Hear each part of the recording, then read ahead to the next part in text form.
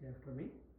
Shuklam Varadharam Vishnum Shuklam Vishnum Sasivarnam Chaturbhujam Sasivarnam Chaturbhujam Prasannavadanam Jayet Prasannavadanam Jayet Sarva Vighnopashantaye Sarva Vighnopashantaye Saraswati Namastubhyam Saraswati Namastubhyam Varade Kamarupini Varade Kamarupini Vidyarambham Karishyami Vidyarambham Karishyami Siddhirbhavatu me sada Siddhirbhavatu me sada Gurur Brahma Gurur Vishnuhu Guru Brahma Guru Vishnu Gurur Devo Maheshwaraha Guru Devo Maheshwara Guru Sakshat Parabrahma Guru Sakshat Parabrahma Tasmai Shri Gurave Namaha Tasmai Shri Gurave Namaha Asmadgurubhyo Namaha Harihi Om.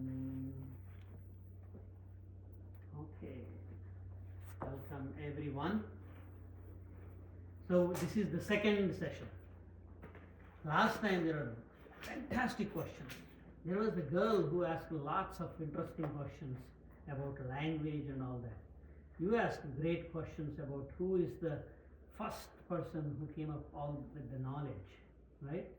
So some questions were very difficult to understand. Answers, of course, even very difficult to understand. Do we agree? Some answers were not clear, right? And I'll tell you a small story. There was a little boy in a small hamlet. You know what a hamlet is? A small village, like a fisherman's village. They lived on fishing. So every day they would take a little coracle. You know what a coracle is? Coracle is a round boat, is about this size. It housed only one person. And then he would take a 3 feet long or maybe 2 feet long fish rod, and then he would go into the pond, and then he would catch fish and come back. Everybody does that in that village. So everybody catch this small fish, like maybe 3-inch, 4-inch fish. That's all they get. But one day he got a foot long, this big fish, and everybody said, "Wow, you're the first one to catch a big fish from this pond," right? Then the boy was really excited, and he said, "I want to catch the biggest fish there is in this world." So he asked his friends, "What is the biggest fish?" He said, "Maybe halibut, maybe this, maybe that." They have no clue what a big fish means. But they were talking about fish that is like maybe 2 feet long or 3 feet long. And he went to an elderly person in the village and asked, "I want to catch the biggest fish. What is the biggest fish?" He said, "A whale is the largest sea animal, a fish." He said, "Okay, I'll catch a fish. Where will I find it? Will I find it in the pond?" He said, "No, you have to go to the ocean." Do you know how big a whale is? How big? About 150 feet long. About 100 to 150 feet long, and then weighs about 200-300 tons. 200-300 tons means if you fill the school bus completely, the school bus would probably be about 20,000 pounds. Say 2 tons. Sorry, 20 tons. Right? And then 200 tons means 10 school buses, or maybe 20-30 cars. It's that big it is. So where to catch it? In the ocean. So this boy wanted to go into the ocean, but can he take a little coracle and a 3 feet stick and go into the ocean? There will be a lot of waves. So he decided he'll climb the cliff and then jump into the ocean with his coracle, try to catch the fish. Do you think that will work? It's silly. It doesn't work at all. Right? There is no way. In the same way, some questions, they will fetch at big whale-like answers, or maybe ocean-like answers. Our mind is not ready to catch it. So what should he do? What should this boy do if he wants to catch a whale?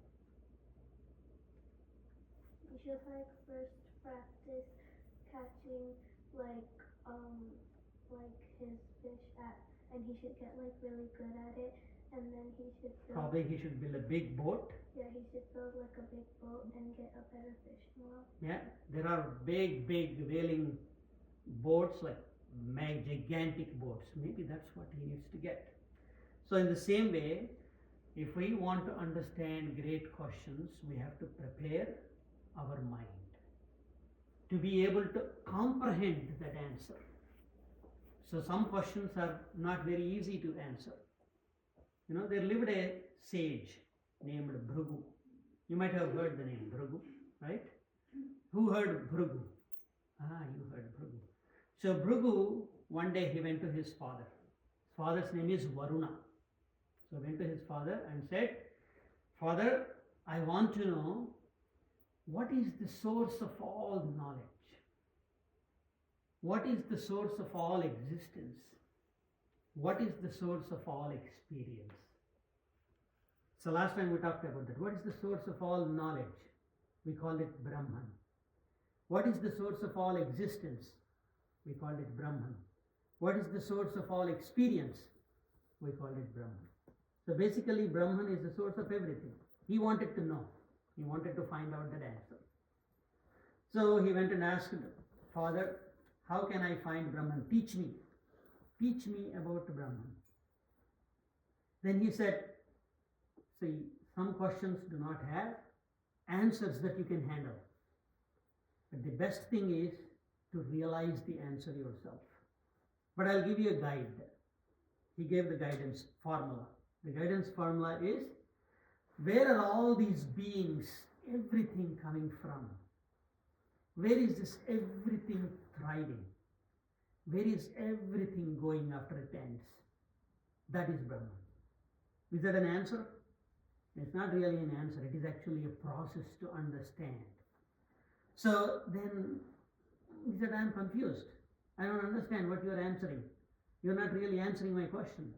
And he said, you have to do tapasya, penance. Remember the word tapa. What is the word? Tapa, tapasya, penance, austerities. But what is tapasya? Tapasya is contemplation. In this contemplation, I don't know who in school here studied biology. Do you have any dissection or anything? Do you know if frog dissection, those kind of things will be there? Yeah, probably in high school it will come, or it might not come. My son doesn't want to deal with it. So this, when you are studying something, how do you study it? Like for example, you were asked to study how the fan works. What would you do? You observe carefully, right? You take it apart, you look at what is what, and that's how you study. You make observations. So in the same way, tapasya is making serious observations, and you have to make serious, you have to do serious contemplation. You have to observe, you study, observe, and then you contemplate. So you say, okay, my body, it starts crying, my stomach starts crying, making sounds when I'm hungry, right? So you wanted to understand what is this hunger in the first place. So you give break from food, and then you observe what is going on. Sometimes you need sleep. If you are sleepy, you go cranky. You behave, you do all kinds of bad stuff, wrong stuff. So what do? You deprive yourself from sleep and you observe. If it is cold, you are shivering and you need to run into a warm place. Okay, you give a little bit of cold and observe. So like that, you put the body to some very carefully thought out steps, and then you observe. That is called tapasya. So you contemplate, you separate yourself from the body, you observe what is happening in the body, and then you observe. You also observe everything around. So that is tapasya. So he told Bhrigu to perform tapasya. But he gave this guiding principle. What did he say? The guiding formula is, where is everything coming from? On which everything is thriving? Where is everything going into? That is the formula. So then he sent him away. So he contemplated for 1 year, and then he came back and said, Father, I found out the answer. The answer is food. Everybody is coming after you eat food. Parents eat food, then we grow up in their belly, and then we come out, it's all food. And we eat food, then we grow bigger, bigger, bigger, become this tall. Okay, and after this body will fall down, it becomes food to all other beings, insects, and everything. So everything is food. We are born out of food, we are thriving by food, we are ending up as food. So he said, food, annam, is Brahman. It is the source of everything. But he had a doubt. No, I think there must be something more to it. It's not just food. Are we just food? No, we have lot of vital energy circulating, vitality, well-being, health, intelligence. If I touch you, then you know. How do you know? Some signal is flowing through and going to the brain. So there is movement of information. When you eat food, it is going everywhere into the body. How is it going? It is digested and moving. So a lot of movement here. That is called prana. What is that called? Prana. This body is food, but there is vital energy moving. It's called prana. And then there is intelligence. We are intelligent beings. Like that, he has some doubts. No, I think that's not the answer. He came to his father, food is Brahman. Because I found out that everything is coming out of food, everything is thriving on food, everything is becoming food. But then he said, I still have doubts. Please teach me what Brahman is. And he said, go do tapasya. Go back, contemplate. He contemplated for 1 year again. Then he came back and said, it's not the food, it is the life. The vital energy that is in. That is, every living thing is coming from another living thing. Like seeds are coming from trees. Trees are living things. Seeds came, and seeds are thriving on a living soil. On a dead soil, it won't come up. If you go throw a seed into a desert, what happens? Nothing will come up. It has to be a lively, active soil. So he thought that it is the prana, it is the life force. But still he has doubt. But we still have intelligence, what about that? But he came to his father and said, Father, I found out prana is the ultimate thing, the Brahman. But father said, he still has doubts. Please teach me about the Brahman. He said, go do tapasya. Go do tapasya. Like that, he sent him away 5 times. Then he finally found out the answer, and then he did not come back and ask, I found out this, please teach me. All questions answered. So, what is the summation of this story? What is the conclusion?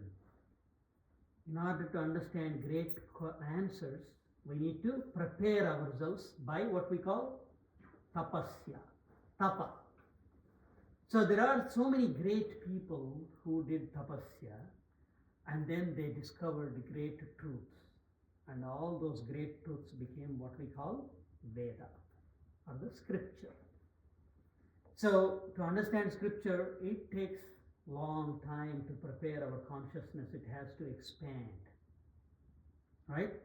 But are we seriously pursuing only this question? Like it says, the purpose. You don't want to go to school. You don't want to pass exams. You don't want to buy houses. You don't have to buy cars. You just want to find out the answer for this. Is that how it is? No, right? We also want to live a life. In life, we want to enjoy the good things also. But at the same time, not at the risk of losing the great insight about the universe. We want to understand the big questions too, but we also want to live a life, right? So therefore, the Vedas have 2 pathways. In one pathway, for those people who only want to understand the answer that Bhrigu was trying to find, nothing else. You want nothing, just want to find out that answer. So one path for them, and there is another path for other people who want to live their life, who want to enjoy their life, and also think about these big questions once in a while. Because there are some benefits of knowing these big questions, because we said it is the source of all knowledge. Knowledge is power. What do human beings want to do? Tell me, ideally, what everybody wants to do. They want to know everything. Then they want to be here forever. Then they want to be happy all the time. Right? Is there anything else? That's it. We all want these three things. So we want to know everything. But where is all knowledge coming from? Brahman. We want to be here forever. Where is all existence coming from? Brahman. We want to be happy all the time. Where is all experience coming from? Brahman. So that means we all want that, but not at the expense of sacrificing the life and not living the life. So we want to live also. So we want to manage both, basically. For them, there is another path. Okay, the first path is called Nivritti. This is the path for ascetics, the saints, sages. But the other path is called Pravritti. That is the path for everybody. So this is what Sanatana Dharma gives as the path for everybody. It's open for everybody. Can anybody and everybody can follow. What is that path? Pravritti. And what is this path Nivritti for? Only for ascetics and saints who wants to become sannyasi, wear saffron robes and go away into the mountains and do tapasya. So for pravritti people, what is important? Let us say, let's ask this question. We're all normal pravritti people. What do we want in life? What do you want in life? Get good grades at school. Good grades at school. Okay, so you want to get good grades. And then, do you want to get any special toys? Not yet? Okay. How about you? Getting to top ranking universities, one of the top ranking, and in a decent job that earns 300K plus salary. Okay, so you want money, you want education. Simply, right? Yeah. Yeah, you don't have to clearly tell all your goals, but education and money. How about others? How about you, Sanu? The same thing. Education Yeah, and money. Why money? I feel like money is really necessary to live. Yeah. Yeah. So fulfill all the whatever desires that we have. We want money for that, right? Education will also help in that. How about you? What's your name? Sarayu. Sarayu. Beautiful. What's your name? I want to just live my life basically, to get a good job, a nice house, and yeah. So overall, if we take everybody, you will find out that everybody has desires. They want something, right? They desire something. They need a house, they need a good car, they need a good life, they want to eat good food, like that they have desires. But if you have to fulfill these desires, what do you need? Money. So you need wealth or money. Sometimes certain things you cannot buy with money. You need to have good connections, contacts, maybe network, good power. Power is also money, more or less, because it will buy things. And everybody is running for these two. Everybody is asking for desires. Everybody wants money. Then it creates a huge competition. So let us say I will create a small mental experiment. We bring, how many people are here? Some 15. I'll bring 15 oranges and I'll put here. And the rule is that you will not get any food today or tomorrow. You need to grab as many oranges as you need. What happens? There is a fight, right? Everybody is conflicting with everybody because everybody wants a lot of it. So what do you need in that situation? So can I put 15 oranges and just take as many as you want? Then everybody is rushing, everybody is snatching away from everybody, punching, hitting. So what do you need in that situation? Some rules, some fair rules, right? So because everybody is rushing for desires, everybody is rushing for money, you need some rules. So these are the three main things that you need in this world. And of course, we also said we want to understand that big question also, right? I'll get to that in a little bit. So these three things that everybody wants something is called kama. Everybody needs some kind of a money, wealth or something to attain their needs or desires. They are called artha. And the good, fair rules that you have are called dharma. So these are the three things. So what is desires? Kama. Kama. What is wealth, power? Artha. What are good rules, fair rules? Dharma. So these are the three things that Sanatana Dharma talks about. These are three things. It's called vargam. Anyway, that word is not important. But now we understand that people who are going in pravritti, they should have fair rules, follow fair rules. They all can acquire wealth, education, power, etc. to fulfill some desires. Okay, now let me ask this question. You decide to have a nice cheesecake. Okay, so a cheesecake was given to you in a small plate, a small cut, pie was cut and given to you. You ate that. Then another was given to you. What will you do? You will eat that? Okay, you can take 2 slices. Another was given to you. Eat that. Third one also. Another was given to you. Maybe stop. Maybe stop. Why? Because if I eat it too much, then I'll get sick. So you want freedom from the cake. But why did you ask for cake in the beginning? Because The I first place. wanted to eat it, but only eat a limited amount. And then try something else new. There Okay. are other sweets also. Sir, like all the time you want something, when that was given to you in excess, you want freedom from it. Right? If you are hungry, what will you do? Eat food. So you want freedom from hunger. And after you were given a sufficient food, you want freedom from food. Right? So like that, everybody is asking for freedom. But they don't know what freedom they exactly want. The real freedom, absolute total freedom from any of these needs, any of the restrictions.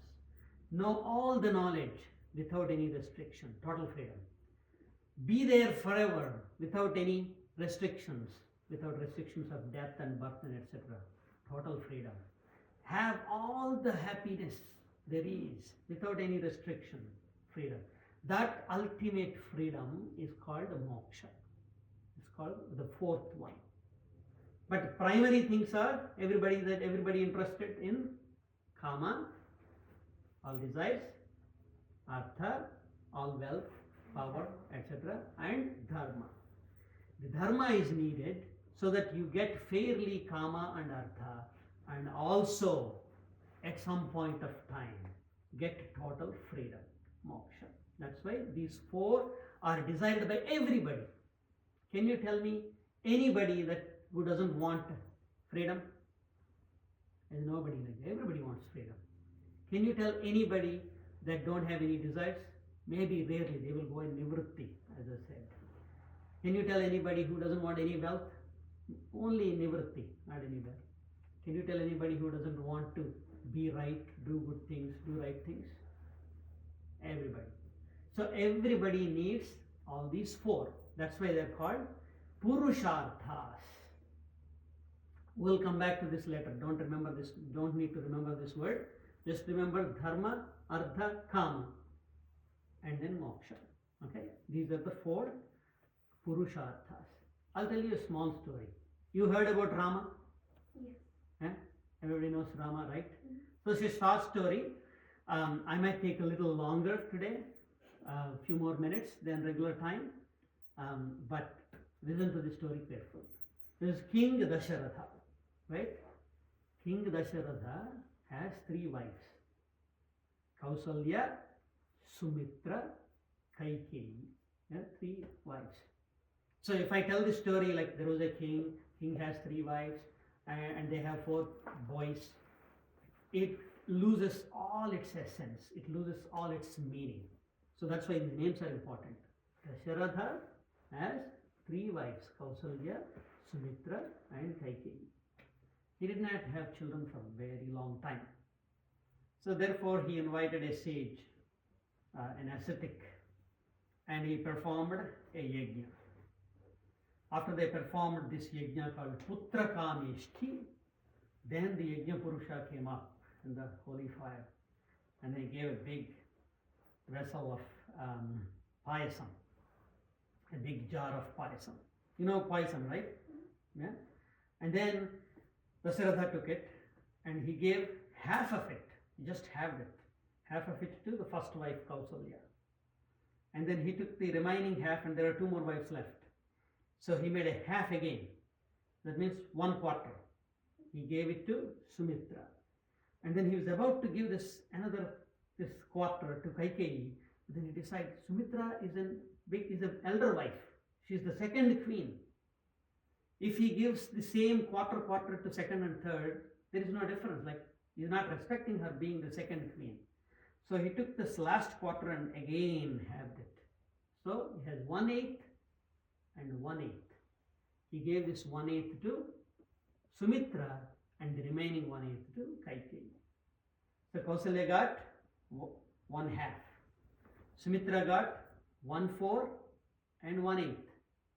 And Kaikeyi got 1/8. So, and then because of this great power of this payasam, and of course Dasharatha had now 4 children, 4 boys. Rama was born to Kausalya, and Lakshmana, Shatrughna. They are twins. They are born to Sumitra, but they are not the second born. First Rama was born, then Bharata was born to Kaikeyi. Rama, Bharata, then Lakshmana, Shatrughna were born to Sumitra. Right? Lakshmana and Shatrughna are twins. But do you ever find them together? They are twins. They are supposed to be playing with each other all the time. What happened? Lakshmana was always with Rama. With Rama. And then? And So what happens to Krishna was Shatrughna? always with Bharata. Always with Bharata. How come the twins are taken out and one was given here, one was given there? Why is that? This is where the formula for life is there. Okay, Rama represents Dharma. Okay? And Bharata represents Moksha. Lakshmana and Shatrughna, they represent Ardha Kama. Lakshmana is Ardha. Shatrughna is Kama. So let's use the English words also. Dharma is righteousness, right? Here. Moksha, total freedom, Bharata here. And then wealth, power, etc. is Lakshmana. And Shatrughna is desire. So where did they put them? Wealth, power, everything with Dharma. It's assisting Dharma. It's always going after Rama. It's not leading Rama. It's going behind Rama. And Shatrughna, the desire, is always following Bharata, Moksha. So this is the formula for life. I'll tell more about this story, more meaning about this story. But how do you balance Dharma, Ardha, Kama and Moksha in life? The way to balance that is with wealth, with power, with all your network, do good. Then all the desires will be fulfilled. All your desires will be fulfilled. But keep your ultimate desire always on freedom. Total, absolute freedom. If we conduct life this way, the life will be happy in this world, and you will also know the ultimate truth eventually. Because your desire is following the freedom, your power, wealth, and all efforts are being righteous, are good ones. Okay? So we'll stop here. Keep the story in your head, because I'll come back to all these stories, all these questions that you asked. We'll come back to that again and again. But these stories are important, these words are important. Okay?